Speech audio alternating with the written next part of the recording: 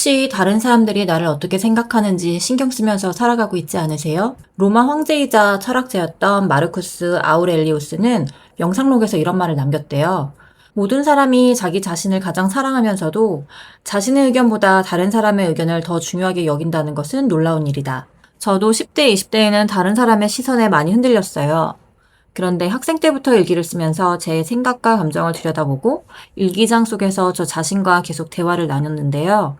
그러면서 내가 어떤 사람인지, 무엇을 원하는지 조금씩 알게 됐고, 남들의 기준이 아닌 나만의 기준을 만들어갈 수 있었어요.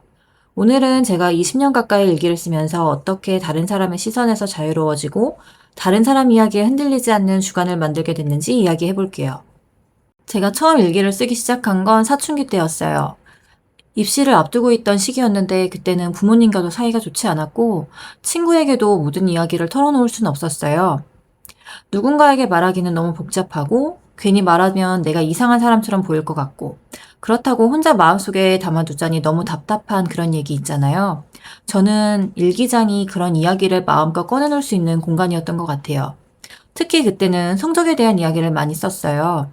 열심히 했는데 생각보다 성적이 나오지 않으면 스스로가 굉장히 한심한 것 같다. 왜 이거밖에 안 될까? 이렇게 스스로에게 실망했다는 얘기를 많이 썼던 것 같아요. 신기하게도 그렇게 마음속에 있던 이야기를 일기에다 쏟아내고 나면은 조금씩 마음이 정리가 됐어요. 누군가에게 해결책을 들은 것도 아닌데 그냥 내 마음을 글로 꺼내놓는 것만으로도 답답했던 마음이 조금 가라앉더라고요. 그때 처음 알았던 것 같아요. 나는 힘들 때 누군가에게 이야기하는 것처럼 글을 쓰는 것만으로도 마음이 정리가 되는 사람이구나. 그 경험이 제가 일기를 계속 쓰게 된 시작이었어요.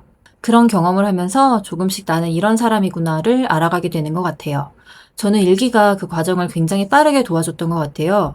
머릿속에 생각이 너무 많을 때는 마치 실타래가 엉켜 있는 것처럼 복잡하잖아요.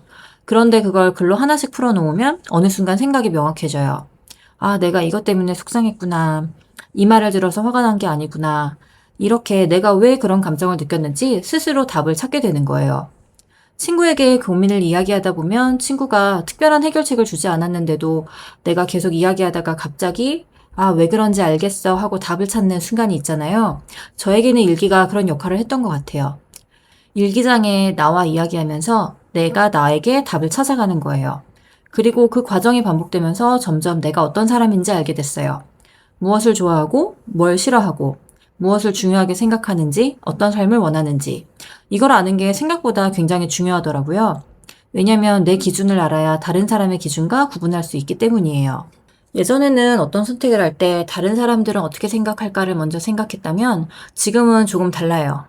나는 어떻게 생각하지? 이 질문을 먼저 하게 됐어요. 지금은 아이를 키우고 있으니까 이런 선택의 순간을 정말 많이 만나게 되는데요. 예를 들어 영어 유치원을 보낼지 일반 유치원을 보낼지 고민할 수도 있고요. 주변에서 이번 겨울방학에 아이를 다른 나라 영어 캠프에 보낸다는 이야기도 들었는데요. 예전에 저라면 다른 사람들이 저렇게 하는데 나도 해야 되는 게 아닌가 하며 꽤 많이 불안하고 고민을 했을 것 같아요. 근데 지금은 제가 어떤 사람이고 어떤 교육관을 가지고 있는지 스스로에게 고민을 오랫동안 했기 때문에 친구의 이야기에 신기하고 놀랍지만 뭔가 나도 그렇게 아이를 캠프에 보내야 하나 불안해하지는 않았던 것 같아요. 물론 고민은 해요. 하지만 고민의 기준이 남들이 뭘 하는가가 아니라 나는 무엇을 중요하게 생각하는가가 된 거예요. 그리고 내 기준으로 내린 선택이기 때문에 나중에 다른 사람의 선택을 보더라도 예전처럼 쉽게 후회하지 않게 됐어요.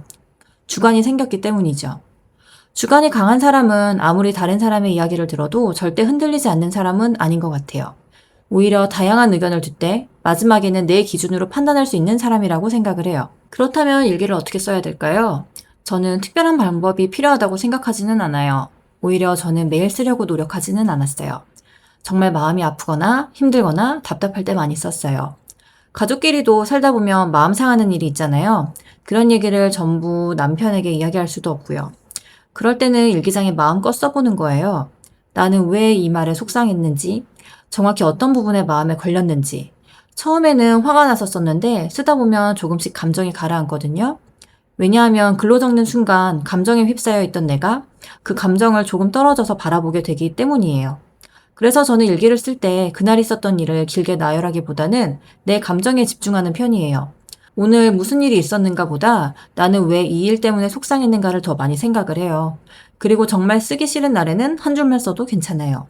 중요한 건 매일 완벽하게 기록하는 게 아니라 필요할 때 다시 나에게 돌아오는 거라고 생각하니까요.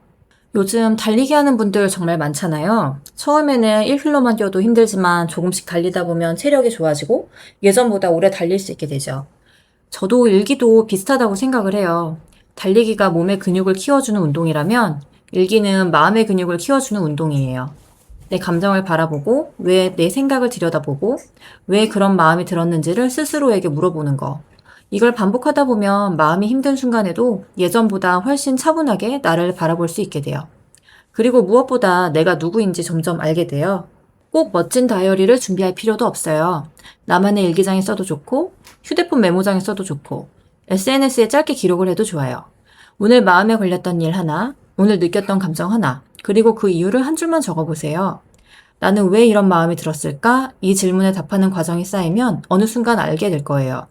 내가 뭘 좋아하는 사람이고 뭘 중요하게 생각하는지, 어떤 삶을 원하는지, 그리고 그렇게 나를 알아가는 과정에서 다른 사람의 시선에 흔들리기보다 내가 정한 기준으로 살아갈 수 있게 될 거예요. 저는 내가 누군지 알아가는 과정이 정말 신나는 일이라고 생각하는데요. 오늘부터 딱 한 줄이라도 나에게 질문을 던져보세요. 나는 지금 어떻게 생각하고 있지? 그 한 줄이 쌓이다 보면 언젠가 다른 사람의 시선보다 내 목소리를 더 믿을 수 있게 될 거예요. 오늘도 함께 해주셔서 감사합니다. 안녕.